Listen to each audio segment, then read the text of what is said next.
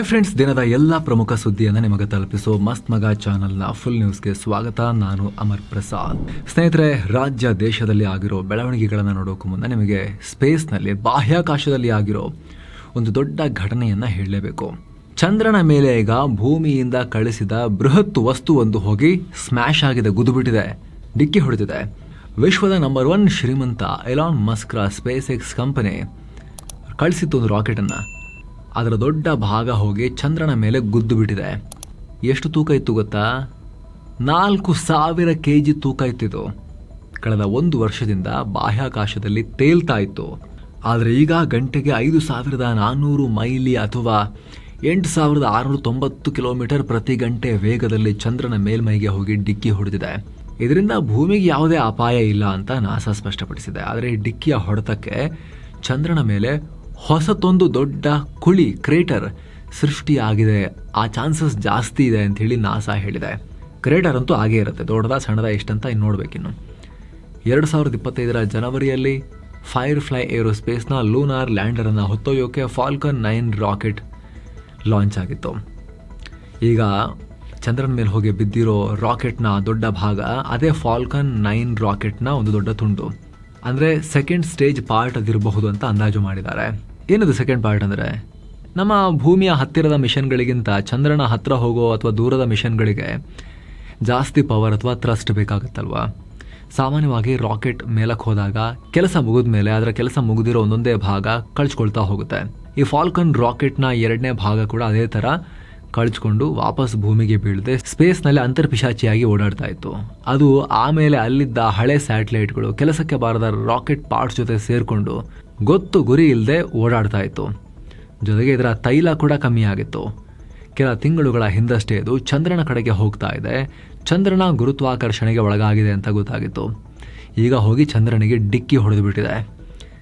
NASA ಪ್ರಕಾರ ಇದರಿಂದ ಚಂದ್ರನ ಮೇಲೆ ದೊಡ್ಡ ಮಟ್ಟದ ಧೂಳು ಈಗ ಎದ್ದಿದೆ. ಕಲ್ಲು ಮಣ್ಣು ಸಿಡಿದು ಸುಮಾರು 18 ಮೀಟರ್ ಅಗಲ ಮತ್ತು 4 ಮೀಟರ್ ಆಳದ ದೊಡ್ಡ ಗುಂಡಿ ಆಗಿರಬಹುದು ಅಂತ ಈಗ ಅಂದಾಜು ಮಾಡಲಾಗಿದೆ. ನೋಡೋಕ್ಕಾಗಲ್ವ, ಚೆಕ್ ಮಾಡೋಕ್ಕಾಗಲ್ವ ಪಟ್ಟ ಅಂತ ಹೇಳಿ ಇವಾಗಲೇ? ಸ್ವಲ್ಪ ಆಗಲ್ಲ, ಇವಾಗಲೇ ಆಗಲ್ಲ. ಅದು ಗುದ್ದಿರೋ ಜಾಗ ಚಂದ್ರನ ತುದಿಯಲ್ಲಿ ಅಂಚಿನಲ್ಲಿರೋದ್ರಿಂದ ನಮಗೆ ಭೂಮಿಯಿಂದ ಟೆಲಿಸ್ಕೋಪ್ನಲ್ಲೂ ತಕ್ಷಣಕ್ಕೆ ನೋಡೋಕ್ಕಾಗಿಲ್ಲ. ಸದ್ಯಕ್ಕೆ ನಾಸಾದವರು ಆ ಜಾಗದ ಫೋಟೋ ತೆಗೆಯೋಕೆ ವೆಯ್ಟ್ ಮಾಡ್ತಿದ್ದಾರೆ. ಆ ಫೋಟೋ ಸಿಕ್ಕರೆ ಸ್ಪೇಸ್ನಲ್ಲಿ ಈ ಥರ ಆಕ್ಸಿಡೆಂಟ್ ಆದರೆ ಏನಾಗುತ್ತೆ ಅನ್ನೋದ್ರ ಬಗ್ಗೆ ಇನ್ನೊಂದಷ್ಟು ಮಾಹಿತಿ ನಮಗೆ ಸಿಗುತ್ತೆ. ಇದು ಕೂಡ ಒಂದು ವೇಸ್ಟ್ ಏನಾಗಿಲ್ಲ. ಈಗ ಮಸ್ಕ್ ರಾಕೆಟು ಅಲ್ಲೆಲ್ಲೋ ಹೋಗಿ ಸ್ಪೇಸಲ್ಲಿ ಪಿಶಾಚಿ ಥರ ಕಳೆದು ಹೋಗೋದ್ರ ಬದಲು ಕಡೆಗೂ ಒಂದು ಅದು ಈ ಡಿಕ್ಕಿ ಹೊಡೆದಿರೋದು ಕೂಡ ಒಂದಲ್ಲ ಒಂದು ಥರದಲ್ಲಿ ಸೈನ್ಸಿಗೆ ಯೂಸ್ ಆಗುತ್ತೆ. ಮತ್ತು ಪಿಶಾಚಿ ವರ್ಡ್, ಪಿಶಾಚಿ ಇದೆ ಅಂತ ಹೇಳಿ ನಾವು ಅದನ್ನು ಎಂಡೋರ್ಸ್ ಮಾಡ್ತಾ ಇಲ್ಲ, ಒಂದು ಪದವಾಗಿ ಬಳಸಿರೋದಷ್ಟೇ. ಏನೋ ಸಂಪುಟ ವಿಸ್ತರಣೆ ಬೆನ್ನಲ್ಲೇ ಬಂಡಾಯದ ಬೆಂಕಿ ಜಾಸ್ತಿ ಆಗ್ತಾನೆ ಇದೆ. ವಾಲ್ಮೀಕಿ ಅಭಿವೃದ್ಧಿ ನಿಗಮದ ಅಧ್ಯಕ್ಷ ಸ್ಥಾನಕ್ಕೆ ರಾಯಚೂರು ಗ್ರಾಮೀಣ ಶಾಸಕ ಬಸನಗೌಡ ದದ್ದಲ್ ರಾಜೀನಾಮೆ ಕೊಟ್ಟಿದ್ದಾರೆ. ಹಾಗೆ ಅನೇಕ ಶಾಸಕರು ನಿಗಮ ಮಂಡಳಿ ಹುದ್ದೆಗಳಿಗೆ ರಾಜೀನಾಮೆ ಕೊಡೋ ನಿರ್ಧಾರಕ್ಕೆ ಬಂದಿದ್ದಾರಂತೆ. ಈಗ ಸುಮಾರು 15-20 ಶಾಸಕರು ಸಚಿವ ಸ್ಥಾನ ಕೊಡಲೇಬೇಕು ಅಂತ ಪಟ್ಟು ಹಿಡಿದಿದ್ದಾರಂತೆ.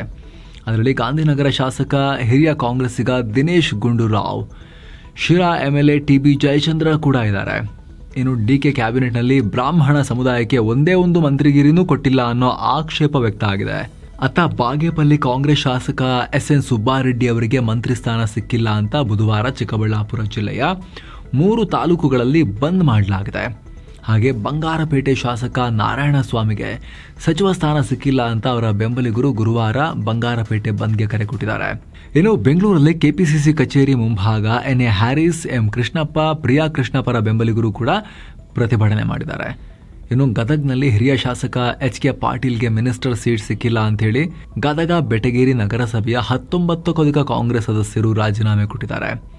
ಅತ್ತ ಮೈಸೂರಲ್ಲಿ ತನ್ವೀರ್ ಸೇಠ್ ಬೆಂಬಲಿಗರು, ಇತ್ತ ಬೆಳಗಾವಿಯ ಲಕ್ಷ್ಮೀ ಹೆಬ್ಬಾಳ್ಕರ್ ಬೆಂಬಲಿಗರು ಮಂತ್ರಿ ಸ್ಥಾನ ಕೊಡ್ರಿ ನಮ್ಮ ಲೀಡರ್ಗಳಿಗೆ ಅಂಥೇಳಿ ಗಲಾಟೆ ಮಾಡಿದ್ದಾರೆ.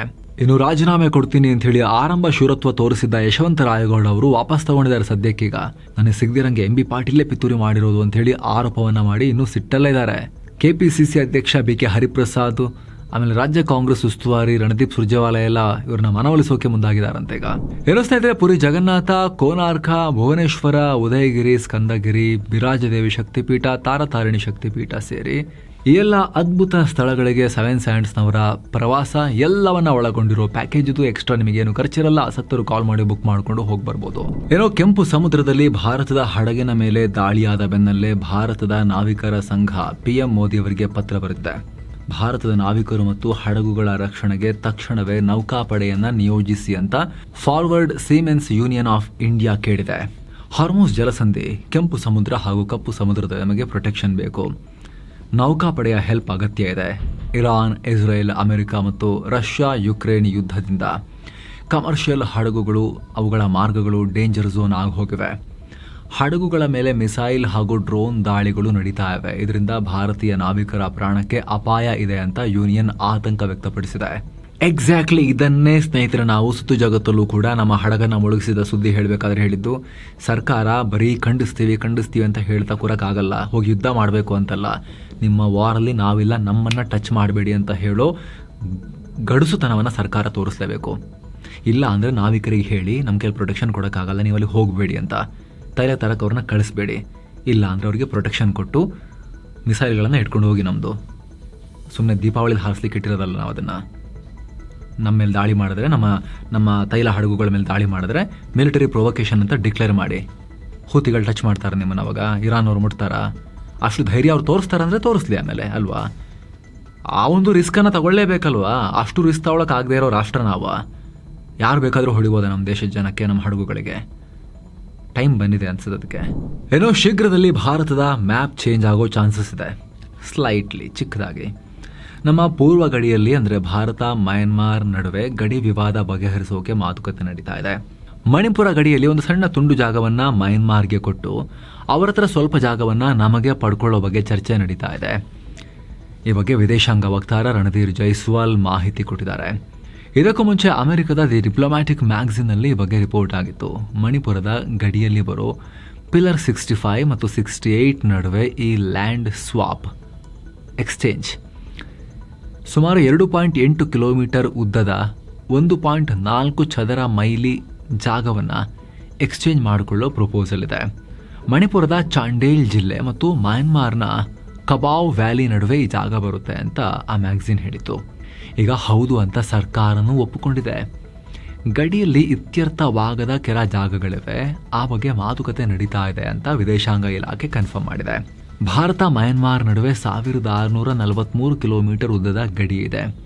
ಇದರಲ್ಲಿ 1472 ಕಿಲೋಮೀಟರ್ ಗಡಿಯನ್ನು ಪಿಲ್ಲರ್ಗಳ ಮೂಲಕ ಗುರುತಿಸಲಾಗಿದೆ. ಆದರೆ ಅರುಣಾಚಲದ ಲೋಹಿತ್ ಮತ್ತು ಮಣಿಪುರದ ಕಬಾವ್ ವ್ಯಾಲಿ ಸೇರಿ 171 ಕಿಲೋಮೀಟರ್ ಗಡಿ ಇನ್ನೂ ಕೂಡ ಫೈನಲ್ ಆಗಿಲ್ಲ. ಅಕ್ರಮ ವಲಸೆ, ಉಗ್ರರ ಓಡಾಟ ತಡೆಯೋಕೆ ಗಡಿಗೆ ಸಂಪೂರ್ಣವಾಗಿ ಬೇಲಿ ಹಾಕೋಕೆ ಭಾರತ ನಿರ್ಧಾರ ಮಾಡಿದೆ. ಹೀಗಾಗಿ ಬೇಲಿ ಹಾಕೋ ಮುನ್ನ ಗಡಿ ವಿವಾದವನ್ನು ಮುಗಿಸೋಕೆ ಈ ಪ್ಲಾನ್ ಮಾಡಲಾಗಿದೆ. ಆದರೆ ಈ ಭೂಮಿ ಹಂಚಿಕೆ ಪ್ರಪೋಸಲ್ಗೆ ಮಣಿಪುರದಲ್ಲಿ ಈಗ ಆಲ್ರೆಡಿ ಭಾರೀ ವಿರೋಧ ವ್ಯಕ್ತವಾಗಿದೆ. ಮಣಿಪುರದ ಕೊಕೋಮಿ ಸಂಘಟನೆ ಈ ಬಗ್ಗೆ ಕೇಂದ್ರ ಸರ್ಕಾರಕ್ಕೆ ಎಚ್ಚರಿಕೆ ಕೊಟ್ಟಿದೆ. ನಮ್ಮ ರಾಜ್ಯದ 1 ಇಂಚು ಜಾಗವನ್ನು ಕೂಡ ಬಿಟ್ಟುಕೊಡೋದಿಲ್ಲ, ಬೆಂಕಿಯೊಂದಿಗೆ ಆಟ ಆಡಬೇಡಿ, ಹುಷಾರ್ ಅಂತ ಹೇಳಿದೆ. ಇನ್ನು ಆಪರೇಷನ್ ಸಿಂಧೂರ್ ಬಗ್ಗೆ ಅವತ್ತು CDS ಆಗಿದ್ದ ಜನರಲ್ ಅನಿಲ್ ಚೌಹಾಣ್ ಅಚ್ಚರಿಯ ವಿಚಾರ ಬಿಚ್ಚಿಟ್ಟಿದ್ದಾರೆ. 2025 ಮೇ 10ನೇ ತಾರೀಕು ಪಾಕಿಸ್ತಾನ ಕದನ ವಿರಾಮಕ್ಕೆ ಗೋಗರೆದಿತ್ತು. ಬೆಳಿಗ್ಗೆ 9:30ಕ್ಕೆ DGM ಹಾಟ್ಲೈನ್ ಮೂಲಕ ಕಾಲ್ ಮಾಡಿದ್ರು. ಆದರೆ ಭಾರತ ಮನವಿಯನ್ನು ಮಧ್ಯಾಹ್ನದವರೆಗೂ ಬೇಕು ಅಂತಲೇ ತಡೆ ಹಿಡಿದಿತ್ತು ಅಂತ ಚೌಹಾಣ್ ಹೇಳಿದ್ದಾರೆ. ಇದಕ್ಕೆ ಕಾರಣ ಕೂಡ ಕೊಟ್ಟಿದ್ದಾರೆ. ಪಾಕ್ ವಿರುದ್ಧ ನಮ್ಮ ಅರ್ಧದಷ್ಟು ದಾಳಿಗಳು ಇನ್ನೂ ಬಾಕಿ ಇದ್ವು. ದಾಳಿ ಕಂಪ್ಲೀಟ್ ಮಾಡಿ ನಮಗೆ ನಿರ್ಣಾಯಕ ಗೆಲುವು ಬೇಕು ಅನ್ನೋದು ಭಾರತದ ಲೆಕ್ಕಾಚಾರ ಆಗಿತ್ತು. ಹಾಗಾಗಿ ಕದನ ವಿರಾಮ ಒಪ್ಪೋ ಮುನ್ನ ಅಂದರೆ ಬೆಳಿಗ್ಗೆ 10 ಗಂಟೆ ಹಾಗೂ ಮಧ್ಯಾಹ್ನ 1 ಗಂಟೆ ನಡುವೆ ಭಾರೀ ದಾಳಿ ಮಾಡಿದ್ವಿ. ಪಾಕ್ನ 11 ಸೇನಾ ನೆಲೆಗಳು ಹಾಗೂ ಏರ್ ಬೇಸ್ಗಳನ್ನು ಭಾರತ ಧ್ವಂಸ ಮಾಡಿತ್ತು. ಭಾರತದ ಅಬ್ಬರಕ್ಕೆ ನಡುಗಿದ್ದ ಪಾಕಿಸ್ತಾನಕ್ಕೆ ಸೋಲೋದು ಗ್ಯಾರಂಟಿ ಅಂತ ಗೊತ್ತಾಗಿ ಹೋಗಿತ್ತು ಅಂತ ಚೌಹಾಣ್ ಹೇಳಿದ್ದಾರೆ. ಅಲ್ಲದೆ ಪಾಕಿಸ್ತಾನಿಯರು ಇಷ್ಟು ಬೇಗ ಕದನ ವಿರಾಮಕ್ಕೆ ಬಂದಿದ್ದು ನೋಡಿ ನಮಗೆ ದೊಡ್ಡ ಆಶ್ಚರ್ಯ ಆಗಿತ್ತು. ಯಾಕಂದರೆ ಅವರು ಮೇ 9ನೇ ತಾರೀಕು 48 ಗಂಟೆ ಒಳಗಡೆ ಭಾರತವನ್ನು ಸೋಲಿಸ್ಬಿಡ್ತೀವಿ ಅಂತೆಲ್ಲ ಮಾತಾಡ್ತಾ ಇದ್ರು ಅಂತ ಅನಿಲ್ ಚೌಹಾಣ್ ಹೇಳಿದ್ದಾರೆ. ಏನೋ ಜಮ್ಮು ಕಾಶ್ಮೀರದ ವಿಶೇಷ ಸ್ಥಾನಮಾನ ಅಂದರೆ ಆರ್ಟಿಕಲ್ 370 ರದ್ದಾಗಿ 7 ವರ್ಷ ಕಂಪ್ಲೀಟ್. ಈ ವಿಚಾರವಾಗಿ PM ಮೋದಿ ರಿಯಾಕ್ಟ್ ಮಾಡಿದ್ದಾರೆ. ಕಾಶ್ಮೀರ ಮತ್ತು ಲಡಾಖ್ ಈಗ ಅಭಿವೃದ್ಧಿಯ ಹೊಸ ಚಾಪ್ಟರ್ಗೆ ಎಂಟ್ರಿ ಕೊಟ್ಟಿವೆ ಅಂತ ಹೇಳಿದ್ದಾರೆ. ಕಳೆದ 7 ವರ್ಷಗಳಲ್ಲಿ ಭಾರಿ ಬದಲಾವಣೆ ಮಾಡಿದ್ದೀವಿ. ಎಜುಕೇಷನ್, ಹೆಲ್ತ್ ಕೇರ್ ಮತ್ತು ಸ್ಪೋರ್ಟ್ಸ್ ಫೀಲ್ಡಲ್ಲಿ ತುಂಬ ಅವಕಾಶಗಳನ್ನು ಕ್ರಿಯೇಟ್ ಮಾಡಲಾಗಿದೆ. ಮೂಲಸೌಕರ್ಯ ಅಭಿವೃದ್ಧಿ ಮಾಡಿದ್ದೀವಿ. ದಶಕಗಳಿಂದ ಹಕ್ಕು ವಂಚಿತರಾಗಿದ್ದ ಮಹಿಳೆಯರು ಮತ್ತು ಹಿಂದುಳಿದ ವರ್ಗಗಳಿಗೆ ಈಗ ಸಂವಿಧಾನದ ಹಕ್ಕುಗಳು ಅಲ್ಲಿ ಲಭ್ಯ ಆಗಿದ್ದಾವೆ ಅಂತ PM ಹೇಳಿದ್ದಾರೆ. ಇನ್ನು 13ನೇ ದಿನದ ಸಂಸತ್ನ ಮುಂಗಾರು ಅಧಿವೇಶನ ಕೂಡ ಅಗೇನ್ ಗದ್ದಲ ಗಲಾಟೆಯಲ್ಲೇ ಮುಗಿದೋಯ್ತು. ಸಂಸತ್ನ ಒಳಗೂ ಹೊರಗೂ ಪ್ರತಿಪಕ್ಷಗಳ ಪ್ರತಿಭಟನೆ ಕಂಟಿನ್ಯೂ ಆಯಿತು. ಈ ಕಾಕ್ರೋಚ್ ಪ್ರತಿಭಟನೆ ವೇಳೆ ಪೊಲೀಸರು ದೌರ್ಜನ್ಯ ಮಾಡಿದ್ದಾರೆ ಅಂತ ಹೇಳಿ ವಿಪಕ್ಷಗಳು ಪ್ರತಿಭಟಿಸಿದ್ವು. ಕೇಂದ್ರ ಗೃಹ ಮಂತ್ರಿ ಅಮಿತ್ ಶಾ ಇದರ ಬಗ್ಗೆ ಉತ್ತರ ಕೊಡಬೇಕು ಅಂತ ಆಗ್ರಹ ಮಾಡಿದ್ರು. ಹಾಗೆ ಜಮ್ಮು ಕಾಶ್ಮೀರಕ್ಕೆ ರಾಜ್ಯ ಸ್ಥಾನಮಾನ ಕೊಡಬೇಕು ಅಂತ ಒತ್ತಾಯ ಮಾಡಲಾಯಿತು. ಇದರಿಂದ ಹಲವು ಸಲ ಕಲಾಪಕ್ಕೆ ಅಡ್ಡಿಪಡಿಸಲಾಯಿತು. ಇದೇ ಗದ್ದಲದ ನಡುವೆ ಲೋಕಸಭೆಯಲ್ಲಿ ಬ್ಯಾಂಕರ್ಸ್ ಬುಕ್ಸ್ ಎವಿಡೆನ್ಸ್ ಬಿಲ್ ಅನ್ನು ಪಾಸ್ ಮಾಡಿಕೊಳ್ಳಲಾಗಿದೆ. ಹಣಕಾಸು ಸಚಿವೆ ನಿರ್ಮಲಾ ಸೀತಾರಾಮನ್ ಮಂಡಿಸಿದ ಈ ಬಿಲ್ ಯಾವುದೇ ಚರ್ಚೆ ಇಲ್ಲದೆ ಪಾಸ್ ಆಯಿತು. ಇನ್ನು ರಾಜ್ಯಸಭೆಯಲ್ಲಿ ಸುಪ್ರೀಂ ಕೋರ್ಟ್ ಜಡ್ಜಸ್ ಸಂಖ್ಯೆ ಹೆಚ್ಚಿಸುವ ತಿದ್ದುಪಡಿ ಬಿಲ್ ಪಾಸ್ ಆಗಿದೆ. ಈ ಬಿಲ್ ವಿರೋಧಿಸಿನೂ ವಿಪಕ್ಷಗಳು ವಾಕೌಟ್ ಮಾಡಿದರು. ಈ ಬಿಲ್ ಬಗ್ಗೆ ಮಾತನಾಡುವಾಗ ಕಾನೂನು ಮಂತ್ರಿ ಅರ್ಜುನ್ ರಾಮ್ ಮೇಘ್ವಾಲ್ ಮಹತ್ವದ ಸುಳಿವನ್ನ ಕೊಟ್ಟಿದ್ದಾರೆ. ಭಾರತ ಶೀಘ್ರದಲ್ಲೇ ಮಹಿಳಾ ಚೀಫ್ ಜಸ್ಟಿಸ್ ಆಫ್ ಇಂಡಿಯಾವನ್ನ, ಮಹಿಳಾ ಮುಖ್ಯ ನ್ಯಾಯಮೂರ್ತಿಯನ್ನ ಕಾಣುತ್ತೆ ಅಂತ ಹೇಳಿದ್ದಾರೆ. ಬಹುಶಃ BV ನಾಗರತ್ನ ಅವರು. SC ಜಡ್ಜ್ಗಳ ಸಂಖ್ಯೆಯನ್ನು 34ರಿಂದ 38ಕ್ಕೆ ಹೆಚ್ಚಿಸುವ ಬಿಲ್ ಲೋಕಸಭೆಯಲ್ಲಿ ಆಗಸ್ಟ್ 3ನೇ ತಾರೀಕಿಗೆ ಪಾಸ್ ಆಗಿತ್ತು.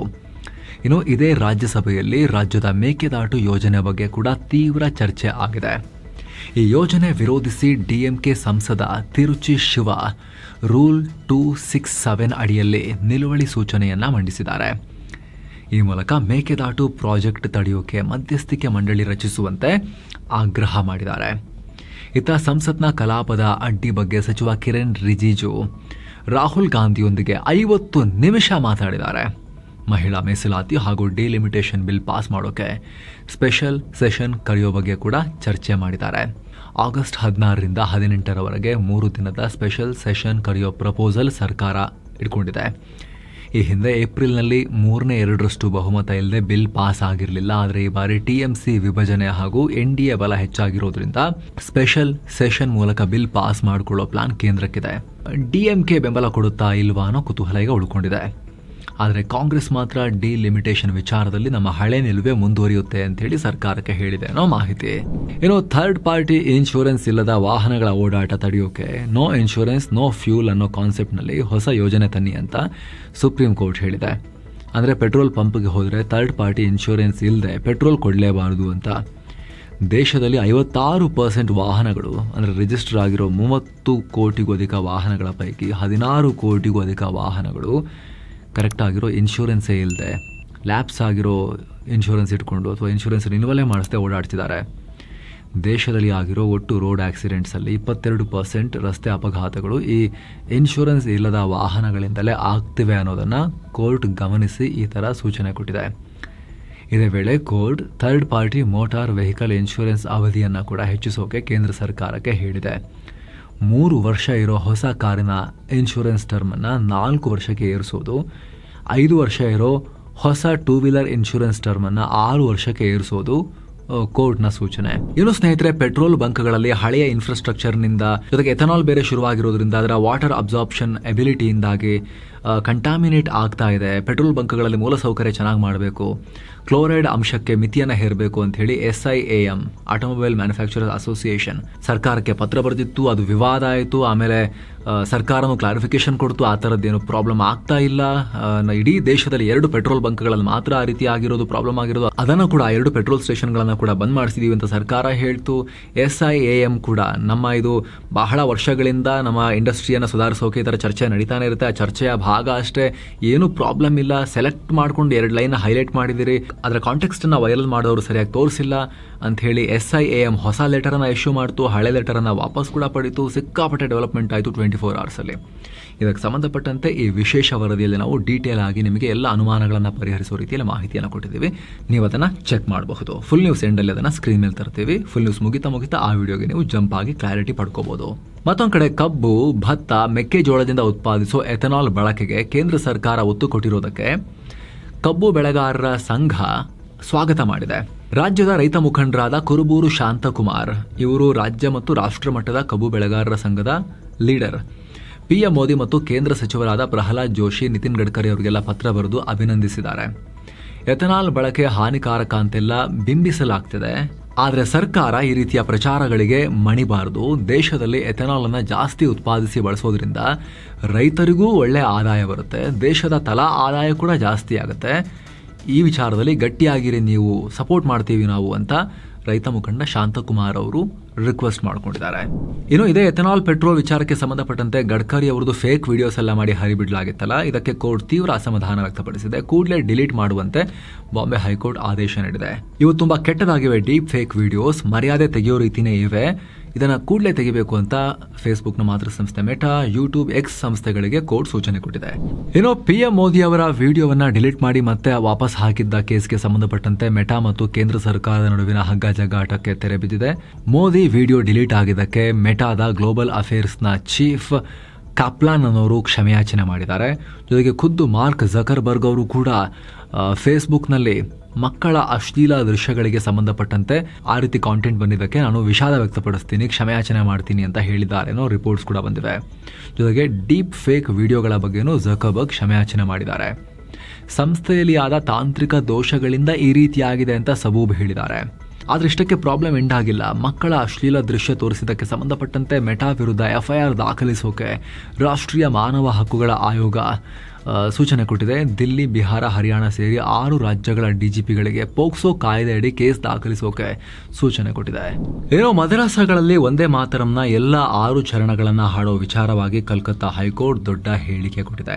ಮದರಸಾಗಳಲ್ಲಿ ಒಂದೇ ಮಾತರಂ ಗೀತೆ ಹಾಡಿದ್ರೆ ಆಕಾಶ ಕಳಚಿ ಬೀಳಲ್ಲ. ಬೇರೆ ಧರ್ಮಕ್ಕೆ ಸಂಬಂಧಪಟ್ಟ ಯಾವುದಾದ್ರೂ ಒಂದು ಸಾಲು ಅಥವಾ ಹಾಡು ಹೇಳಿದ ಮಾತ್ರಕ್ಕೆ ನಮ್ಮ ಧರ್ಮ ಏನು ಬದಲಾಗೋದಿಲ್ಲ ಅಂತ ಕೋಲ್ಕತ್ತಾ ಹೈಕೋರ್ಟ್ ಹೇಳಿದೆ. ಜೊತೆಗೊಂದು ಉದಾಹರಣೆಯನ್ನ ಕೂಡ ಕೊಟ್ಟಿದೆ.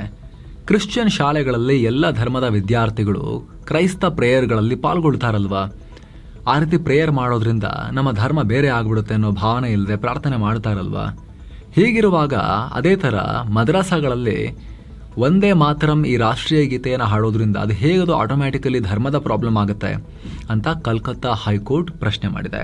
ಏನೋ ತಮಿಳುನಾಡು CM ವಿಜಯ್ ನೇತೃತ್ವದ ಸರ್ಕಾರದ ಚೊಚ್ಚಲ ಬಜೆಟ್ ಮಂಡನೆಯಾಗಿದೆ. ಹಣಕಾಸು ಮಂತ್ರಿ N. ಮೇರಿ ವಿಲ್ಸನ್ ಒಟ್ಟು 4.7 ಲಕ್ಷ ಕೋಟಿ ರೂಪಾಯಿ ಸೈಜ್ನ ಬಜೆಟ್ ಮಂಡಿಸಿದ್ದಾರೆ.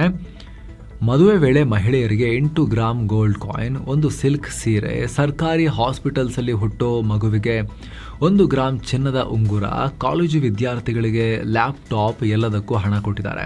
2036 ಒಳಗಡೆ ತಮಿಳುನಾಡಿನ ಆರ್ಥಿಕತೆಯನ್ನು $1.5 ಟ್ರಿಲಿಯನ್ ರೀಚ್ ಮಾಡೋ ಟಾರ್ಗೆಟ್ ಇಟ್ಕೊಳ್ಳಲಾಗಿದೆ ಅಂತ ಹಣಕಾಸು ಮಂತ್ರಿ ಮೇರಿ ವಿಲ್ಸನ್ ಹೇಳಿದ್ದಾರೆ. ಇದರ ನಡುವೆ ತಮಿಳುನಾಡಿನ ಹೊಸೂರಿನಿಂದ ಕರ್ನಾಟಕದ ಬೊಮ್ಮಸಂದ್ರವರೆಗೆ ಮೆಟ್ರೋ ಟ್ರೈನ್ ಲಿಂಕ್ ಕಲ್ಪಿಸೋಕೆ ನಮ್ಮ ಸರ್ಕಾರ ಪ್ರಯತ್ನ ಪಡ್ತಾ ಇದೆ ಅಂತಾನೂ ಹೇಳಿದ್ದಾರೆ. ಇನ್ನು ಕರ್ನಾಟಕದಲ್ಲಿ KPSCಯ ಪಶು ವೈದ್ಯಾಧಿಕಾರಿ ನೇಮಕಾತಿ ಹಗರಣವನ್ನ CBI ತನಿಖೆಗೆ ವಹಿಸಿ ಅಂತ ABVP ಪಟ್ಟು ಹಿಡಿದಿದೆ. ಇದಕ್ಕಾಗಿ ಬುಧವಾರದಿಂದ ಬೆಂಗಳೂರಲ್ಲಿ ಅನಿರ್ದಿಷ್ಟಾವಧಿ ಧರಣಿ ಶುರು ಮಾಡಿದೆ. ಇನ್ನು KPSC ಮೇಲೆ ಮತ್ತೊಂದು ಆರೋಪ.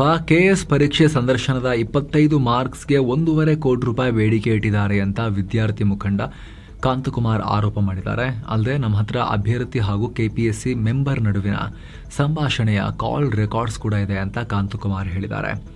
ವಿಧಾನಸೌಧ ಠಾಣೆಯಲ್ಲಿ ದೂರು ದಾಖಲಾಗಿದೆ. ಏನೋ ಭಾರತ ಏನಾದರೂ ಹಿಂದೂ ರಾಷ್ಟ್ರವಾದರೆ ಮತ್ತೆ ಜಾತಿ ಹೆಸರಲ್ಲಿ ಶೋಷಣೆ ಶುರುವಾಗುತ್ತೆ ಅಂತ ಮಾಜಿ ಮುಖ್ಯಮಂತ್ರಿ ಸಿದ್ದರಾಮಯ್ಯ ಅವರ ಮಗ ಯತೀಂದ್ರ ಸಿದ್ದರಾಮಯ್ಯ ನಗರಾಭಿವೃದ್ಧಿ ಸಚಿವರು ಹೇಳಿಕೆ ಕೊಟ್ಟಿದ್ದಾರೆ. ಭಾರತ ಹಿಂದೂ ರಾಷ್ಟ್ರ ಆಗೋದಕ್ಕಿಂತ ದೊಡ್ಡ ಅಪಾಯ ಬೇರೊಂದಿಲ್ಲ ಅಂತ ಡಾಕ್ಟರ್ BR ಅಂಬೇಡ್ಕರ್ ಅವರು ಕೂಡ ಹೇಳಿದ್ರು. ಕೋಮುವಾದಿಗಳು ಭಾರತವನ್ನ ಹಿಂದೂ ರಾಷ್ಟ್ರ ಮಾಡೋಕೆ ಹೊರಟಿದ್ದಾರೆ ಅಂತ ಯತೀಂದ್ರ ಹೇಳಿಕೆ ಕೊಟ್ಟಿದ್ದಾರೆ. ಏನೋ ರಾಜ್ಯದಲ್ಲಿ ನಡೀತಾ ಇರೋ ಮತದಾರರ ಪಟ್ಟಿ ಪರಿಷ್ಕರಣೆ ವಿಚಾರವಾಗಿ ರಾಜ್ಯ ಮುಖ್ಯ ಚುನಾವಣಾಧಿಕಾರಿ ಅನ್ಬು ಕುಮಾರ್ ಮಾಹಿತಿ ಕೊಟ್ಟಿದ್ದಾರೆ. ಈ ಪರಿಷ್ಕರಣೆ ಪ್ರಕ್ರಿಯೆಯಲ್ಲಿ 16.3 ಲಕ್ಷ ಮತದಾರರು ಪತ್ತೆ ಆಗಿಲ್ಲ ಅಂತ ಹೇಳಿದ್ದಾರೆ. ರಾಜ್ಯದಲ್ಲಿ 5,54,00,000ಕ್ಕೂ ಅಧಿಕ ಮತದಾರರಿದ್ದಾರೆ. ಇಷ್ಟು ಜನರ ಎಣಿಕೆ ನಮೂನೆಗಳನ್ನು ಮುದ್ರಿಸಿ BLOಗಳಿಗೆ ವಿತರಣೆ ಮಾಡಲಾಗಿದೆ. ಈ ಪೈಕಿ 6,88,525 ಮತದಾರರು ಆನ್ಲೈನ್ ಮೂಲಕವೇ ನಮೂನೆ ಸಲ್ಲಿಕೆ ಮಾಡಿದ್ದಾರೆ. ಮನೆ ಗಣತಿ ಕಾರ್ಯ 99.84% ಕಂಪ್ಲೀಟ್ ಆಗಿದೆ ಅಂತ ಅನ್ಬು ಕುಮಾರ್ ಹೇಳಿದ್ದಾರೆ. ರಾಜ್ಯದಲ್ಲಿ ಆಗಸ್ಟ್ 8ರವರೆಗೂ ಕೂಡ SIR ನಡೀತಾ ಇದೆ. ಇನ್ನು CM DKಯ ಕನಸಿನ ಯೋಜನೆ ಬಿಡದಿ ಟೌನ್ಶಿಪ್ ಕುರಿತಂತೆ ಹೈಕೋರ್ಟ್ ಮಹತ್ವದ ತೀರ್ಪನ್ನು ಕೊಟ್ಟಿದೆ. ಸೂಕ್ತ ಪರಿಹಾರ ಸಿಗೋವರೆಗೂ ರೈತರ ಜಮೀನು ಸ್ವಾಧೀನ ಮಾಡುವಂತಿಲ್ಲ ಅಂತ ಹೇಳಿದೆ. ಸರ್ಕಾರ 516 ಎಕರೆ ಕೃಷಿ ಭೂಮಿಯನ್ನು ವಶಕ್ಕೆ ಪಡೆಯೋಕೆ ಮುಂದಾಗಿತ್ತು. ಇದನ್ನು ಪ್ರಶ್ನಿಸಿ ಹೊಸೂರು ಗ್ರಾಮದ 14 ರೈತರು ಹೈಕೋರ್ಟ್ ಮೆಟ್ಟಿಲೇರಿದ್ರು. ಆಗ ಈ ಆದೇಶ ಬಂದಿದೆ. ಇನ್ನು ಚಿಕ್ಕಮಗಳೂರು ಜಿಲ್ಲೆಯಲ್ಲಿ 5 ಅಕ್ರಮ ಬಾಂಗ್ಲಾ ವಲಸಿಗರನ್ನ ಅರೆಸ್ಟ್ ಮಾಡಲಾಗಿದೆ. ಜಹಾಂಗೀರ್ ಫೈಜುದ್ದೀನ್, ನುಮನ್ ಬಶೀರ್, ಮಹಮ್ಮದ್ ಹುಮಾಯಿನ್, ಅಹಮದ್ ಹಸಿಬುಲ್ ಅಂತ ಗುರುತಿಸಲಾಗಿದೆ. ಇವರೆಲ್ಲ ಚಿಕ್ಕಮಗಳೂರಿನ ಕಾಫಿ ಎಸ್ಟೇಟ್ ಸೇರಿ ಹಲವು ಕಡೆ ಕೆಲಸ ಮಾಡಿಕೊಂಡು ಭಾರತೀಯರ ತರನೇ ಮಿಕ್ಸ್ ಆಗ್ಲಿಕ್ಕೆ ಟ್ರೈ ಮಾಡ್ತಾ ಇದ್ರು. ಬಾಂಗ್ಲಾ ID ಕಾರ್ಡ್ಗಳು ಸಿಕ್ಕಿವೆ. ಕೇಂದ್ರ ಗುಪ್ತಚರ ಇಲಾಖೆ ಕೊಟ್ಟಿರೋ ಮಾಹಿತಿ ಆಧರಿಸಿ ಇವ್ರನ್ನ ಹಿಡಿದಿರೋದೀಗ. ಏನು ಕರ್ನಾಟಕದಲ್ಲಿ ಮುಂದಿನ 5 ವರ್ಷಗಳಲ್ಲಿ ಜಿಂದಾಲ್ ಸ್ಟೀಲ್ ಗ್ರೂಪ್ 1.2 ಲಕ್ಷ ಕೋಟಿ ರೂಪಾಯಿ ಇನ್ವೆಸ್ಟ್ ಮಾಡೋದಾಗಿ ಕಮಿಟ್ ಆಗಿದೆ. ಮುಂಬೈನಲ್ಲಿ ನಡೀತಾ ಇರೋ 2 ದಿನಗಳ ಇನ್ವೆಸ್ಟ್ಮೆಂಟ್ ರೋಡ್ ಶೋನಲ್ಲಿ ಬೃಹತ್ ಮತ್ತು ಮಧ್ಯಮ ಕೈಗಾರಿಕಾ ಸಚಿವ MB ಪಾಟೀಲ್ ಈ ಬಗ್ಗೆ ಮಾಹಿತಿ ಕೊಟ್ಟಿದ್ದಾರೆ. ಏನೋ ಕೃಷ್ಣ ಬೈರೇಗೌಡರು ರೊಚ್ಚಿಗೇಳೋದನ್ನ ಕಂಟಿನ್ಯೂ ಮಾಡಿದ್ದಾರೆ. ಟೋಯಿಂಗ್ ಮಾಡಿ ಸೀಸ್ ಮಾಡಿರೋ ವಾಹನಗಳನ್ನ 15 ದಿನ ಅಷ್ಟೇ ಕಾಯಿರಿ, ಆಮೇಲೆ ಹರಾಜ್ ಹಾಕಿ ಮಾರ್ಬಿಡಿ ಅಂತ ಅಧಿಕಾರಿಗಳಿಗೆ ಸೂಚಿಸಿದ್ದಾರೆ. ಮೊದಲು ನೋಟಿಸ್ ಅಂಟಿಸೋದು, 2 ವಾರ ವೇಟ್ ಮಾಡೋದು, ಬರಲಿಲ್ಲ ಅಂದರೆ ಹರಾಜ್ ಹಾಕೋದು. ಇದಕ್ಕಾಗಿ ಬೆಂಗಳೂರಿನ 5 ಪಾಲಿಕೆಗಳಲ್ಲಿ ಆಕ್ಷನ್ ಪ್ಲಾನ್ ರೆಡಿ ಮಾಡಿ ಅಂತಲೂ ಬೈರೇಗೌಡರು ಹೇಳಿದ್ದಾರೆ. ಕಾಲ ಭೈರವಾಗಿಬಿಟ್ಟಿದ್ದಾರೆ ಬೆಂಗಳೂರಿನ ಎಲ್ಲೆಲ್ಲದರಲ್ಲಿ ಪಾರ್ಕ್ ಮಾಡೋರಿಗೆ ಕೃಷ್ಣ ಬೈರೇಗೌಡರು. ಏನೋ ಕಾಕ್ರೋಚ್ ಜನತಾ ಪಾರ್ಟಿಯ ಮುಂದಿನ ಪ್ಲಾನ್ ಏನು ಅಂತ ಅದರ ಸಂಸ್ಥಾಪಕ ಅಭಿಜಿತ್ ದೀಪ್ಗೆ ರಿವೀಲ್ ಮಾಡಿದ್ದಾರೆ. ಸದ್ಯಕ್ಕೆ ಸಿಜೆಪಿಯನ್ನ ರಾಜಕೀಯ ಪಕ್ಷ ಮಾಡೋ ಪ್ಲಾನ್ ಇಲ್ಲ, ಆದ್ರೆ ಸಿಜೆಪಿ ಪ್ರೆಷರ್ ಗ್ರೂಪ್, ಒತ್ತಡ ಗುಂಪಾಗಿ ಕೆಲಸ ಮಾಡುತ್ತೆ ಅಂತ ಹೇಳಿದ್ದಾರೆ. ಅಂದ್ರೆ ಸರ್ಕಾರಗಳ ಮೇಲೆ ಪ್ರೆಷರ್ ಹಾಕೋ ಚಳವಳಿಯಾಗಿ ಕೆಲಸ ಮಾಡುತ್ತೆ ಅಂತ. ಮಹಾರಾಷ್ಟ್ರದಲ್ಲಿ 2 ದಿನಗಳ ಅವರ ಸ್ಟ್ರಾಟಜಿ ಮೀಟಿಂಗ್ ಇಟ್ಕೊಂಡಿದ್ರು. ಆ ಟೈಮ್ನಲ್ಲಿ ಈ ರೀತಿ ಹೇಳಿದ್ದಾರೆ. ಏನೋ ಪಂಜಾಬ್ನ ಪರೀಕ್ಷೆಗಳಲ್ಲಿ ಪ್ರಶ್ನೆ ಪತ್ರಿಕೆ ಸೋರಿಕೆ ಖಂಡಿಸಿ ಆಪ್ ಸರ್ಕಾರದ ವಿರುದ್ಧ ಅಲ್ಲೂ ದೊಡ್ಡ ಪ್ರತಿಭಟನೆಯಾಗಿದೆ. ಶಿಕ್ಷಣ ಸಚಿವ ಹರ್ಜೋತ್ ಸಿಂಗ್ ಬೇನ್ಸ್ಗೆ ರಾಜೀನಾಮೆಗೆ ಆಗ್ರಹಿಸಿ ಆಕ್ರೋಶ ವ್ಯಕ್ತಪಡಿಸಲಾಗಿದೆ. ಯುವ ಕಾಂಗ್ರೆಸ್ ಹಾಗೂ ABVP ಕಾರ್ಯಕರ್ತರು ಪ್ರತ್ಯೇಕವಾಗಿ ಹೋರಾಟ ಮಾಡಿದ್ರು. ಕಡೆಗೆ ಪಂಜಾಬ್ ವಿಧಾನಸಭೆಗೆ ಮುತ್ತಿಗೆ ಹಾಕೋಕು ಪ್ರಯತ್ನ ಪಟ್ಟರು. ಅವಾಗ ಪೊಲೀಸರು ತಡೆದ್ರು. ಅವಾಗ ಜಲಫಿರಂಗಿಯನ್ನ ಕೂಡ ಪ್ರಯೋಗ ಮಾಡಲಾಗಿದೆ. ಮತ್ತೊಂದ್ ಕಡೆ ಜಾರ್ಖಂಡ್ ನಲ್ಲೂ ಕೂಡ ಅಷ್ಟೇ ಸ್ಪರ್ಧಾತ್ಮಕ ಪರೀಕ್ಷೆ ಅಕ್ರಮ ಖಂಡಿಸಿ ಜಾರ್ಖಂಡ್ ನಲ್ಲಿ ನಡೀತಾ ಇರೋ ವಿದ್ಯಾರ್ಥಿಗಳ ಪ್ರತಿಭಟನೆಯಲ್ಲಿ ಮಹತ್ವದ ಬೆಳವಣಿಗೆಯಾಗಿದೆ. ಕಳೆದ 3 ದಿನಗಳಿಂದ ಉಪವಾಸ ಸತ್ಯಾಗ್ರಹ ನಡೆಸ್ತಾ ಇದ್ದ ವಿದ್ಯಾರ್ಥಿ ನಾಯಕ ದೇವೇಂದ್ರನಾಥ್ ಮಹತೋ ಕಡೆಗೂ ನೀರನ್ನ ಸೇವಿಸಿದ್ದಾರೆ. ಆರೋಗ್ಯ ಹದಗೆಡ್ತಾ ಇದ್ದಾಗ ಮಹತೋಗೆ ಸೋನಮ್ ವಾಂಗ್ಚುಕ್ ಅವರು ಕಾಲ್ ಮಾಡಿ ನೀರಾದ್ರೂ ಕುಡೀರಿ ಅಂತ ಮನವಿ ಮಾಡಿಕೊಂಡ ಪರಿಣಾಮ ಅವರು ನೀರು ಕುಡಿದಿದ್ದಾರೆ. ಆದರೆ ನಮ್ಮ ಹೋರಾಟ ಇನ್ನೂ ಕೂಡ ನಿಂತಿಲ್ಲ. ಸರ್ಕಾರ ನಮ್ಮ ಬೇಡಿಕೆ ಈಡೇರಿಸುವವರೆಗೂ ಊಟ ಮಾಡಲ್ಲ. ನೀವು ಖುದ್ದಾಗಿ ರಾಂಚಿಗೆ ಬಂದು ಭೇಟಿಯಾದರಷ್ಟೇ ಉಪವಾಸ ಕೈಬಿಡ್ತೀನಿ ನಾನು, ನೋಡೋಣ ಅಂತ ಹೇಳಿ ಸೋನಮ್ ವಾಂಗ್ಚುಕ್ ಅವರಿಗೆ ಮಹತ್ವ ಹೇಳಿದ್ದಾರೆ. ಇದಕ್ಕೆ ಜಾರ್ಖಂಡ್ ಮುಖ್ಯಮಂತ್ರಿ ಹೇಮಂತ್ ಸೊರೇನ್ ರಿಯಾಕ್ಟ್ ಮಾಡಿದ್ದಾರೆ. ವಿದ್ಯಾರ್ಥಿಗಳ ಬೇಡಿಕೆಗಳನ್ನು ಗಂಭೀರವಾಗಿ ಪರಿಗಣಿಸಿದ್ದೀವಿ, ಸೂಕ್ತ ಸಮಯದಲ್ಲಿ ನಿರ್ಧಾರ ಪ್ರಕಟಿಸ್ತೀವಿ ಅಂತ ಭರವಸೆ ಕೊಟ್ಟಿದ್ದಾರೆ. ಏನೋ ವಿದ್ಯಾರ್ಥಿ ಪ್ರತಿಭಟನೆ ಟೈಮ್ನಲ್ಲಿ ಪೊಲೀಸರು ಅಗ್ರೆಸಿವ್ ಆಗಿ ವರ್ತಿಸಬಾರದು ಅಂತ ಸುಪ್ರೀಂ ಕೋರ್ಟ್ ಹೇಳಿದೆ. ಪವರ್ ಇದೆ ಅಂತ ಪೊಲೀಸರು ಬಲಪ್ರಯೋಗ ಮಾಡಿದ್ರೆ ಗಲಾಟೆ ಹೆಚ್ಚಾಗುತ್ತೆ. ಪ್ರಜಾಪ್ರಭುತ್ವದಲ್ಲಿ ಶಾಂತಿಯುತ ಪ್ರತಿಭಟನೆ ನಡೆಯುವಾಗ ಸಮಸ್ಯೆಯನ್ನ ಕೇಳಿಸ್ಕೊಳ್ಳೋದು ಅತಿ ದೊಡ್ಡ ಪವರ್, ಅದೇ ದೊಡ್ಡ ಶಕ್ತಿ ಅಂತ CJ ಸೂರ್ಯಕಾಂತ್ ಅವರು ಹೇಳಿದ್ದಾರೆ. ಯುವಕರು ದಾರಿ ತಪ್ಪಿ ಕಲ್ಲು ಬೀಸಿದ್ರು ಕೂಡ ಅವ್ರ ಮೇಲೆ ಅಗ್ರೆಷನ್ ತೋರದೆ ಕೌನ್ಸಿಲಿಂಗ್ ಕೊಡಬೇಕು, ಅವರಿಗೆ ಕೂರಿಸ್ಬಿಟ್ಟು ಅವ್ರ ಹತ್ರ ಮಾತಾಡಬೇಕು ಅಂತ ಕೋರ್ಟ್ ಹೇಳಿದೆ. ಹಾಗಂತ ಆರ್ಡರ್ ತರ ಹೇಳಿಲ್ಲ. ಇಂಥ ಪರಿಸ್ಥಿತಿಗಳನ್ನ ಕಡೆಗೆ ಹೇಗೆ ಹ್ಯಾಂಡಲ್ ಮಾಡಬೇಕು ಅನ್ನೋದನ್ನ ನಾವು ಪೊಲೀಸ್ ಇಲಾಖೆ ವಿವೇಚನೆಗೆ ಬಿಡ್ಬಿಡ್ತೀವಿ ಅಂತಲೂ ಕೂಡ ಕೋರ್ಟ್ ಹೇಳಿದೆ. ಯಾವಾಗ್ಲೂ ಭಾರತಕ್ಕೆ ಕೆಟ್ಟದ್ದನ್ನೇ ಬಯಸುವ ಪಾಕಿಸ್ತಾನ ಕದ್ದು ಮುಚ್ಚಿ ಭಾರತದೊಟ್ಟಿಗೆ ವ್ಯಾಪಾರ ಮಾಡಕ್ ನೋಡ್ತಾ ಇತ್ತು. ಕಳ್ಳ ಮಾರ್ಗದಲ್ಲಿ ಒಣ ಖರ್ಜೂರವನ್ನ ಕಳಿಸ್ತಾ ಇತ್ತು. ಅದನ್ನ ಭಾರತೀಯ ಅಧಿಕಾರಿಗಳು ಹಿಡಿದು ಹಾಕಿದ್ದಾರೆ. 3 ಕೋಟಿ ರೂಪಾಯಿ ಬೆಲೆಯ 364 ಮೆಟ್ರಿಕ್ ಟನ್ ಖರ್ಜೂರವನ್ನ ಸೀಸ್ ಮಾಡಲಾಗಿದೆ. ಗುಜರಾತ್ನ ಕಾಂಡ್ಲಾ ಪೋರ್ಟ್ಗೆ ಬಂದಿದ್ದ 13 ಕಂಟೈನರ್ಗಳನ್ನ ಸೀಸ್ ಮಾಡಿದ್ದಾರೆ. ಹೆಂಗ್ ಬಂತಿದ್ದು ಇಲ್ಲಿಗೆ? ಮತ್ತೆ UAE ನಿಂದ ಬಂದಿದ್ದು, ಇದು ಗಲ್ಫ್ದು ಅಂತ ಸುಳ್ಳು ಹೇಳಿ ಅದನ್ನ ಇಂಡಿಯಾದಲ್ಲಿ ಮಾರಾಟ ಮಾಡೋಕೆ ಪ್ರಯತ್ನ ಪಡ್ತಾ ಇದ್ರು. ಪಹಲ್ಗಾಮ್ ದಾಳಿ ನಂತರ ನಾವು ಕಂಪ್ಲೀಟ್ ಆಗಿ ಅವರ ವಸ್ತುಗಳನ್ನ ಬ್ಯಾನ್ ಮಾಡಿದ್ದೇವೆ. 3ನೇ ರಾಷ್ಟ್ರ ಕಳಿಸಿ ಲೇಬಲ್ ಚೇಂಜ್ ಮಾಡಿನೂ ಮಾರಂಗಿಲ್ಲ, ಕಂಪ್ಲೀಟ್ ಬ್ಯಾನ್ ಮಾಡಿದ್ದೇವೆ. ಅದಕ್ಕೆ ತರದೆಲ್ಲ ಕಳ್ಳಾಟ ಆಡ್ತಾರೆ ಅವರು. ಏನು ಕೇಂದ್ರ ಸರ್ಕಾರ 2 ಉನ್ನತ ಅಧಿಕಾರಿಗಳ ಸೇವಾ ಅವಧಿಯನ್ನ ವಿಸ್ತರಣೆ ಮಾಡಿದೆ. ಕ್ಯಾಬಿನೆಟ್ ಸೆಕ್ರೆಟರಿ TV ಸೋಮನಾಥನ್ ಮತ್ತು ಹೋಮ್ ಸೆಕ್ರೆಟರಿ ಗೋವಿಂದ್ ಮೋಹನ್ ಅವರ ಸೇವಾ ಅವಧಿಯನ್ನ ವಿಸ್ತರಣೆ ಮಾಡಲಾಗಿದೆ. ಏನು ಭಾರತದಲ್ಲಿ ಆಶ್ರಯ ಪಡಿತಾ ಇರೋ ಬಾಂಗ್ಲಾ ನಾಯಕಿ ಶೇಖ್ ಹಸೀನಾ 2 ವರ್ಷಗಳ ನಂತರ ಇದೇ ಮೊದಲ ಬಾರಿಗೆ ಪಬ್ಲಿಕ್ ಮೀಡಿಯಾದಲ್ಲಿ ಕಾಣಿಸಿಕೊಂಡಿದ್ದಾರೆ. ಮುಖ ಕಾಣಿಸಿಲ್ಲ, ವರ್ಚುವಲ್ ಆಗಿ ಅಂತಾರಾಷ್ಟ್ರೀಯ ಪ್ರೆಸ್ ಕಾನ್ಫರೆನ್ಸ್ ಉದ್ದೇಶಿಸಿ ಮಾತನಾಡಿದ್ದಾರೆ. ನಾನು ಬಾಂಗ್ಲಾಗೆ ವಾಪಸ್ ಹೋಗ್ತೀನಿ ಅಂತ ಹೇಳಿದ್ದಾರೆ. ನನ್ನ ಜನರ ಬಳಿ ಹೋಗ್ತೀನಿ, ಅವ್ರನ್ನ ನಾನು ನಂಬ್ತೀನಿ ಅಂತ ಹೇಳಿದ್ದಾರೆ. ಬಾಂಗ್ಲಾದಲ್ಲಿ ಅಲ್ಪಸಂಖ್ಯಾತರ ಮೇಲೆ ದಾಳಿಗಳಾಗ್ತಿವೆ ಅಂತ ಹಸೀನಾ ಆರೋಪಿಸಿದ್ದಾರೆ. ಇನ್ನು ಈ ವರ್ಚುವಲ್ ಪ್ರೆಸ್ ಕಾನ್ಫರೆನ್ಸ್ ನಲ್ಲಿ ಹಸೀನಾರ ಮಗ ಸಜಿದ್ ವಾಜಿದ್ ಕೂಡ ಇದ್ರು. ಈ ವೇಳೆ ಮಾತನಾಡಿ ಬಾಂಗ್ಲಾ ಭಾರತದ ಈಸ್ಟರ್ನ್ ಫ್ರಂಟ್ ನಲ್ಲಿ ಮತ್ತೊಂದು ಪಾಕಿಸ್ತಾನ ಆಗ್ತಾ ಇದೆ. 100 ಉಗ್ರಗಾಮಿಗಳನ್ನ ಜೈಲಿಂದ ರಿಲೀಸ್ ಮಾಡಲಾಗಿದೆ. ಜಾಗತಿಕ ಉಗ್ರ ಸಂಘಟನೆಗಳ ಉಗ್ರರು ಕೂಡ ಓಪನ್ ಆಗಿ ಆಪರೇಟ್ ಆಗ್ತಿದ್ದಾರೆ ಅಂತ ಹೇಳಿ ಸಜಿದ್ ವಾಜಿದ್ ಜಾಯ್ ಆರೋಪ ಮಾಡಿದ್ದಾರೆ. ಇನ್ನು ಭಾರತದ ಷೇರುಪೇಟೆ ವಿಚಾರಕ್ಕೆ ಬಂದ್ರೆ ದಿನದ ವಹಿವಾಟಿನ ಅಂತ್ಯಕ್ಕೆ ಸೆನ್ಸೆಕ್ಸ್ 152 ಪಾಯಿಂಟ್ಸ್ ಅಥವಾ 0.19% ಏರಿಕೆಯಾಗಿ 78,581ಕ್ಕೆ ತಲುಪಿದೆ. ನಿಫ್ಟಿ 9 ಪಾಯಿಂಟ್ಸ್ ಅಥವಾ 0.004% ಹೆಚ್ಚಾಗಿ 24,624ಕ್ಕೆ ತಲುಪಿದೆ ಫ್ಲಾಟ್ ನಿಫ್ಟಿ. ಆದರೆ ಮಿಡ್ ಮತ್ತು ಸ್ಮಾಲ್ ಕ್ಯಾಪ್ಗಳು ಚೆನ್ನಾಗಿ ಪರ್ಫಾರ್ಮ್ ಮಾಡಿವೆ. BSE mid cap index 0.34% rise ಆದರೆ ಸ್ಮಾಲ್ ಕ್ಯಾಪ್ ಇಂಡೆಕ್ಸ್ 0.70% ಜಂಪ್ ಆಗಿದೆ. ಕಳೆದ ಸೆಷನ್ನಲ್ಲಿ ನಷ್ಟ ಅನುಭವಿಸಿದ್ದ ಷೇರುಪೇಟೆ ಮೇಲೇಳೋಕೆ ಕಾರಣ RBI repo rate announcement. RBI interest rate ಜಾಸ್ತಿ ಮಾಡದೆ ಯಥಾಸ್ಥಿತಿ ಕಾಯ್ದುಕೊಂಡಿದೆ, 5.25ರಲ್ಲೇ ಮುಂದುವರೆಸಿದೆ.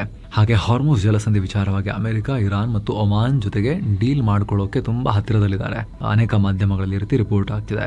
ಅಷ್ಟೇ ಅಲ್ಲದೆ ಆದಷ್ಟು ಬೇಗ ಹಾರ್ಮುಜ್ ಜಲಸಂಧಿ ಭಾಗಶಃ ಓಪನ್ ಮಾಡೋಕೆ ಒಪ್ಪಂದ ಆಗುತ್ತೆ ಅಂತ ಅಧ್ಯಕ್ಷ ಟ್ರಂಪ್ ಕೂಡ ಹೇಳಿದ್ದಾರೆ. ಸೊ ಇದೆಲ್ಲ ಕಾರಣ. ಜೊತೆಗೆ ನಾವು ಫುಲ್ ನ್ಯೂಸ್ ರೆಕಾರ್ಡ್ ಮಾಡೋ ಟೈಮ್ನಲ್ಲಿ ಬ್ರೆಂಟ್ ಕ್ರೂಡ್ ಆಯಿಲ್ $80 ಆಸುಪಾಸಲ್ಲಿತ್ತು. ಅಂದರೆ ಮಿಡ್ 80s ಇಂದ 78-80 ಈ ಥರ ಡೌನ್ ಆಗಿರೋದ್ರಿಂದ ಅದು ಕೂಡ ಮಾರ್ಕೆಟ್ಗೆ ಚೂರು ಸಮಾಧಾನವನ್ನು ಕೊಟ್ಟಿದೆ. UltraTech cement, NTPC, SBI, Mahindra and Mahindra, IndiGo, Trent ಲಾಭ ಮಾಡ್ಕೊಂಡಿದ್ದಾವೆ. ICICI bank, power grid, Hindustan Unilever, Titan, ITC, BL loss ಮಾಡ್ಕೊಂಡಿವೆ. BSE ನಲ್ಲಿ 2330 ಸ್ಟಾಕ್ಸ್ ಗ್ರೀನಲ್ಲಿದ್ದರೆ 1911 ಸ್ಟಾಕ್ಸ್ ರೆಡ್ನಲ್ಲಿದ್ವು. ಡಾಲರ್ ಮುಂದೆ ರೂಪಾಯಿ ಮೌಲ್ಯ 13 ಪೈಸೆ ಏರಿಕೆಯಾಗಿ $95.15 ಆಯಿತು. ಇನ್ನು Q1 ರಿಸಲ್ಟ್ಸ್ ಕಡೆಗೆ ಬರೋದಾದರೆ ಸರ್ಕಾರಿ ಸ್ವಾಮ್ಯದ ONGC ಕಂಪನಿ ಲಾಭ ಮಾಡಿಕೊಂಡಿದೆ. ಸ್ಟ್ಯಾಂಡ್ ಅಲೋನ್ ಬರೀ ONGC ಮಾತ್ರ ತಗೊಂಡಾಗ ಸಬ್ಸಿಡರೀಸ್ ಬಿಟ್ಟು net profit year on year 2 ಪಟ್ಟು ಜಾಸ್ತಿಯಾಗಿ 110% ಏರಿಕೆಯಾಗಿ 17,033 ಕೋಟಿ ರೂಪಾಯಿ ಗಳಿಸಿದೆ. ಕಚ್ಚಾ ತೈಲ ಬೆಲೆ ಹೆಚ್ಚಾದ ಕಾರಣ ಇಷ್ಟು ಲಾಭ ಆಗಿದೆ. ಗಮನಿಸಿದ್ದು ಸ್ಟ್ಯಾಂಡ್ ಅಲೋನ್ ONGC. ಇನ್ನು ಬಯೋಫಾರ್ಮಾಸ್ಯೂಟಿಕಲ್ ಕಂಪನಿ ಬಯೋಕಾನ್ ಪಾಲಿಗೆ ಇದು good quarter. Net profit year on year 349% ಏರಿಕೆಯಾಗಿ 141 ಕೋಟಿ ರೂಪಾಯಿ ಅರ್ನ್ ಮಾಡಿದೆ. ಇತ್ತ ಬರ್ಜರ್ ಪೇಂಟ್ಸ್ ನ net profit year on year 20% rise ಆಗಿ 404 ಕೋಟಿ ರೂಪಾಯಿ ಆಗಿದೆ. ಇನ್ನು multi commodity exchange of India MCX net profit 22% down ಆಗಿದೆ, 413 ಕೋಟಿ ರೂಪಾಯಿಗೆ ಬಿದ್ದಿದೆ. ಚಿನ್ನ ಮತ್ತು ಬೆಳ್ಳಿಯ ಬೆಲೆಗಳು ಒಮ್ಮೆಲೆ ಕಮ್ಮಿ ಆಗಿದ್ದರಿಂದ ಟ್ರಾನ್ಸಾಕ್ಷನ್ ವಾಲ್ಯೂಮ್ ಕೂಡ ಕಮ್ಮಿಯಾಗಿದೆ. ಇತ್ತ ಎಲಾನ್ ಮಸ್ಕ್ ಒಡೆತನದ ಸ್ಪೇಸ್ ಎಕ್ಸ್ ಕಂಪನಿ Q2 ನಲ್ಲಿ ಸ್ವಲ್ಪ ಸುಧಾರಣೆ ಕಂಡಿದೆ.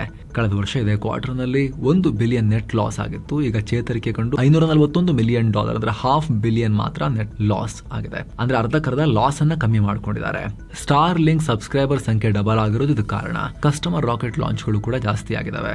ಅಮೆರಿಕನ್ ಗವರ್ಮೆಂಟ್ ನಿಂದಲೂ ಕೂಡ ಇವರಿಗೆ $6 ಬಿಲಿಯನ್ ನ ಕಾಂಟ್ರಾಕ್ಟ್ ಸಿಕ್ಕಿದ್ರಿಂದ ಬೂಸ್ಟ್ ಸಿಕ್ಕಿದೆ. ಇನ್ನು ಏರ್ ಇಂಡಿಯಾಗೆ ಹೊಸ CEO ಮತ್ತು MD ಆಗಿ ಇಥಿಯೋಪಿಯನ್ ಏರ್ಲೈನ್ಸ್ ನ ಮಾಜಿ ಮುಖ್ಯಸ್ಥ ಟಿಬೋಲ್ಡೆ ಗೆಬ್ರೆ ಮರಿಯಂ ನೇಮಕ ಆಗಿದ್ದಾರೆ. 2022ರಿಂದ ಏರ್ ಇಂಡಿಯಾ ಮುನ್ನಡೆಸ್ತಾ ಇದ್ದ ಕ್ಯಾಂಪೆಲ್ ವಿಲ್ಸನ್ ಜಾಗಕ್ಕೆ ಇವರು ಬಂದಿದ್ದಾರೆ. ಇನ್ನು ಭಾರತದ ಫಾರಿನ್ ಎಕ್ಸ್ಚೇಂಜ್ ರಿಸರ್ವ್ ಜುಲೈ 31ರ ಹೊತ್ತಿಗೆ $692 ಬಿಲಿಯನ್ ತಲುಪಿದೆ. ಇದು ಕಳೆದ 3 ತಿಂಗಳಲ್ಲೇ ಹೈಯೆಸ್ಟ್ ಪಾಯಿಂಟ್. RBI ಕೊಟ್ಟಿರೋ ಮಾಹಿತಿ. ಒಂದೇ ವಾರದಲ್ಲಿ $10 ಬಿಲಿಯನ್ ಅಧಿಕ ಜಂಪ್ ಆಗಿದೆ. ಈ ಪರಿ ರಿಸರ್ವ್ ಹೆಚ್ಚಾಗೋಕೆ ಮುಖ್ಯ ಕಾರಣ RBI ಕಳೆದ ಜೂನ್ನಲ್ಲಿ ತಂದಿದ್ದ ಫಾರಿನ್ ಕರೆನ್ಸಿ ಡೆಪಾಸಿಟ್ ಡ್ರೈವ್. ಜುಲೈ 31ರ ತನಕ ಬ್ಯಾಂಕ್ಗಳ ಮೂಲಕ FCNR ಡೆಪಾಸಿಟ್ ರೂಪದಲ್ಲಿ $36 ಬಿಲಿಯನ್ ದುಡ್ಡು ಹರಿದು ಬಂದಿದೆ. ಇನ್ನು ಚಿನ್ನ ಮತ್ತು ಬೆಳ್ಳಿ ಬೆಲೆ ವಿಚಾರಕ್ಕೆ ಬಂದರೆ 24 ಕ್ಯಾರೆಟ್ನ 10 ಗ್ರಾಂ ಚಿನ್ನದ ಬೆಲೆಯಲ್ಲಿ $2,760 ರೂಪಾಯಿ ಜಾಸ್ತಿಯಾಗಿ 1,45,626 ರೂಪಾಯಿ ಆಗಿದೆ. 22 ಕ್ಯಾರೆಟ್ನ 10 ಗ್ರಾಂ ಚಿನ್ನದ ಬೆಲೆಯಲ್ಲಿ $2,528 ರೂಪಾಯಿ ಹೆಚ್ಚಾಗಿ 1,33,393 ರೂಪಾಯಿ ಆಗಿದೆ. 1 ಕೆಜಿ ಬೆಳ್ಳಿ ಬೆಲೆ $5,927 ರೂಪಾಯಿ ಜಾಸ್ತಿಯಾಗಿ 2,24,562 ರೂಪಾಯಿ ಆಗಿದೆ. ಸೊ ಫ್ರೆಂಡ್ಸ್, ಇದಾಗಿತ್ತು ಇವತ್ತಿನ ಜಗತ್ತಿನ ಸುತ್ತಾಟ. ಸ್ನೇಹಿತರ ಕಡೆಯಲಾಗಿ ನಿಮ್ಮಲ್ಲಿ ಒಂದು ಮನವಿ. ವಿಡಿಯೋ ಕೆಳಗಿರೋ ಜಾಯಿನ್ ಬಟನ್ ಮೂಲಕ ಆಸಕ್ತ ವೀಕ್ಷಕರು ನಮ್ಮ ಚಾನಲ್ಗೆ ಮೆಂಬರ್ಸ್ ಆಗಿ ಜಾಯಿನ್ ಆಗ್ಬೋದು. ಆವಾಗ ಎಲ್ಲ ಮೆಂಬರ್ ಓನ್ಲಿ ವಿಡಿಯೋಸ್ ಅನ್ನ ಕೂಡ ನೋಡೋಕೆ ಶುರು ಮಾಡ್ಬೋದು. ಹಲವಾರು ವಿಡಿಯೋಗಳ ಅರ್ಲಿ ಆಕ್ಸೆಸ್ ಕೂಡ ನೀಡೋ ಪ್ರಯತ್ನ ಮಾಡ್ತಾ ಇದ್ದೀವಿ. ಎಲ್ಲಕ್ಕಿಂತ ಹೆಚ್ಚಾಗಿ ನಿಮ್ಮ ಒಂದೊಂದು ಮೆಂಬರ್ಶಿಪ್ ಕೂಡ ನಮ್ಮ ಚಾನಲ್ಗೆ ನೀವು ಕೊಡೋ ಅತಿ ದೊಡ್ಡ ಬೆಂಬಲ ಸ್ನೇಹಿತರೆ. Thank you so much. ಮತ್ತೆ ಭೇಟಿ ಆಗ್ತಿರೋಣ. ನಮಸ್ಕಾರ.